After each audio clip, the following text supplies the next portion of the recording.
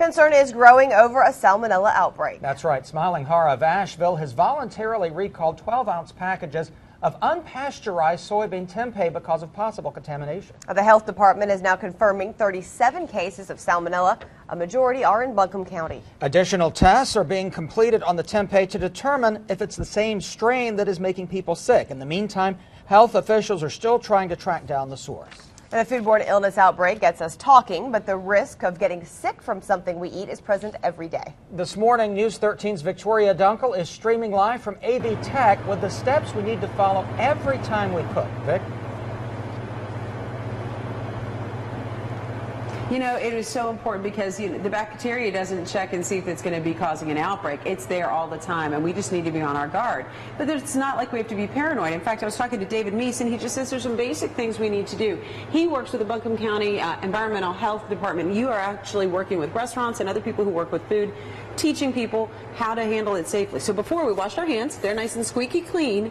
Now it's time to make sure the surfaces we're using and the equipment we're using is clean, right? Right. So what do we need to do? Well, cleaning and sanitizing is a two-step process. Okay. Okay. Here we have our cutting board that we use to cut up some raw chicken on. We want to clean this to remove any And you raw chicken. just use dish detergent on that, right? Right. We just use plain old dishwashing detergent. And clean to remove any meat juices, chicken. And this is the step a lot of us don't take. Rinse that off. This part right here. This is our sanitizing solution. And what is that solution? This is about 10 drops of bleach in a quart spray bottle of water. Okay.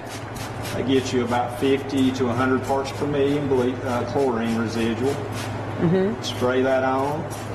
We want to have a contact time of approximately 2 minutes. Oh, okay. And let that air dry. And it's going to air dry. We don't want to wipe that off. And another tip you told me is not just to dump straight chlorine on there because that can actually damage the surface. Well, it could leave a chemical residue with bleach. More is not better. Okay, so that nice little 10 drops for a quart of water mix there.